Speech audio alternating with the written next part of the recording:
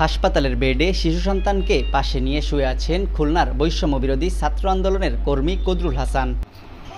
বুধবার ভোরে নগরীর লবণচরা থানার মদিনাতুল উলুম সুলতানিয়া আহমেদ জামে মসজিদের সামনে কদরুল হাসানকে অচেতন অবস্থায় দেখতে পান মসজিদের মুয়াজ্জিন। খবর পেয়ে ঘটনাস্থল থেকে তাকে উদ্ধার করে খুলনা মেডিকেল কলেজ হাসপাতালে ভর্তি করে পুলিশ।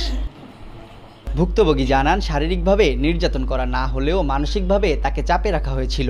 গত ৫ সেপ্টেম্বর রাতে নগরীর ময়লাপোতা এলাকায় ত্রাণ কার্যক্রম শেষে বাড়ি ফেরার পথে নিখোঁজ হন তিনি।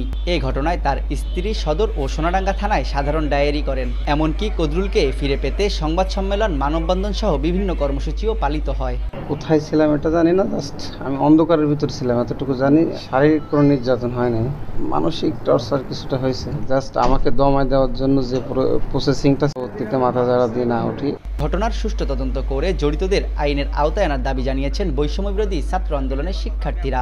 আজান দিতে এসে দেখে মসজিদের দরজার পাশে একজন অজ্ঞাত লোক পড়ে আছে। তার জ্ঞান ফিরেছে এবং জিজ্ঞাসাবাদ করছি এই ঘটনার পিছে কারা জড়িত, আমরা চেষ্টা করছি বের করার জন্য। কদরুল নগরীর সরকারি হাজী মোহাম্মদ মুহসিন কলেজের ছাত্র, পাশাপাশি শেখপাড়া এলাকার পপুলার ডায়াগনস্টিক সেন্টারে পার্ট টাইম চাকরি করেন তিনি। তানজিম আহমেদ, সময় সংবাদ, খুলনা।